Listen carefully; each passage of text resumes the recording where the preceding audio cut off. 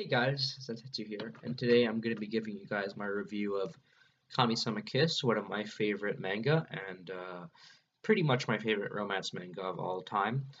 So this manga, it takes place in modern day Japan, and it's about this girl called Nanami, and she is pretty much kicked out of her house because her deadbeat dad can't pay for the rent, and she has to go look for some place to live. So she goes to this creepy shrine, and while she's there, she meets this god who pretty much, well, this minor god, and he pretty much transfers all responsibility of the shrine to her. So now she has to take care of it.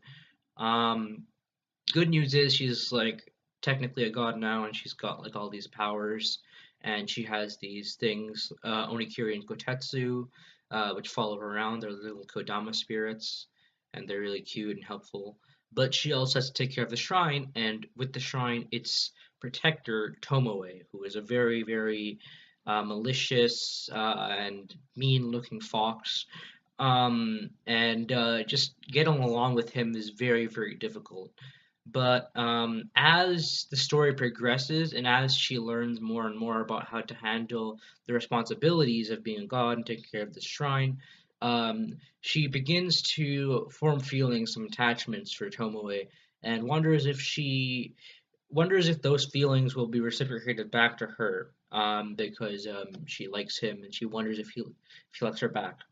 And this is a romance manga, but it's also a comedy. It's also got some aspects of battle, like not too much fights happen in this manga. I would say maybe like 40% of it is fighting or something like that. I don't know, 30, 40% at max. But it's really like a drama in where you have these characters who are immortal, you have these characters that are mortal in the human world, and it's like a cultural clash almost of old versus new world, of these two different like dimensions, pretty much, right? Like you've got the land of the gods over here, the land of the dead underneath all that, the land of earth over here, right?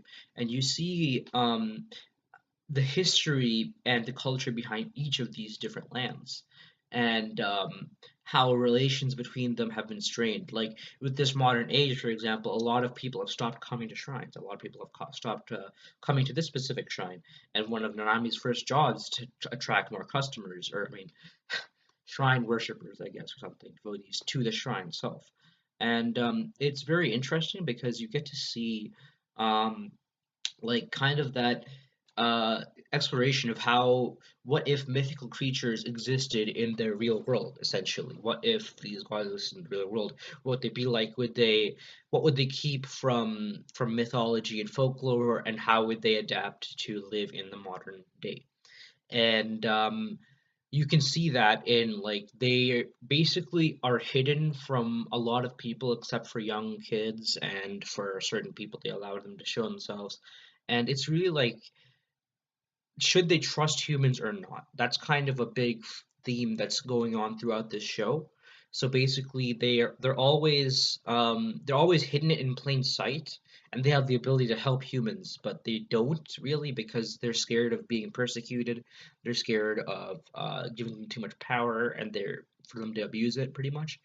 And like you see the internal struggle between Tomoe. Like he's been betrayed by humans many times in the past, but this new human comes into his life, Nanami, and he wants to trust her. And eventually, you get to see his backstory about why he does not like them, why he's so angry, and it's really heartfelt. It's really interesting.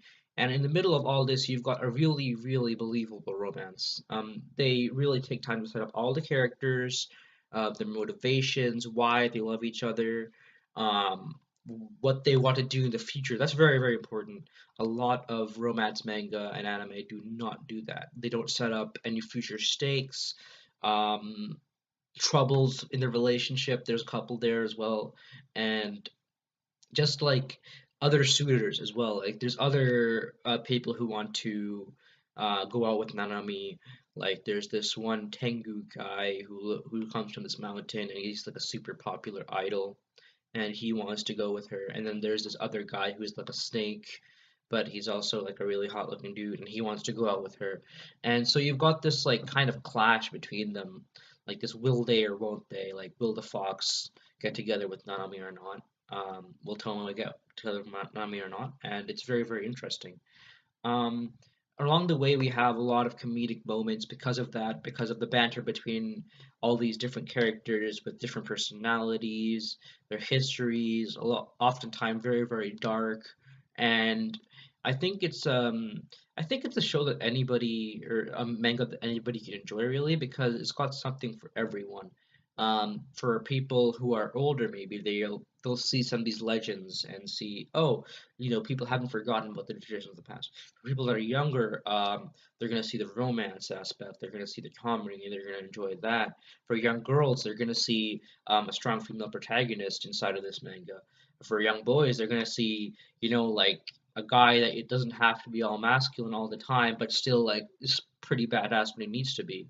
So like this manga overall, it's just a good read, and I had a lot of fun reading it, a lot of heartfelt moments, a lot of sadness and joy. And if you've got the time and you want a nice, relaxing manga, which will also maybe pique your thoughts a little bit, I definitely, definitely recommend Kamisama Kiss reading it. Yeah, so thank you very much. Um, Please leave a comment if you have any suggestions for what I should do next or improve. And like the video if you enjoyed it. And hey, if you want some more videos, go ahead and subscribe. Bye.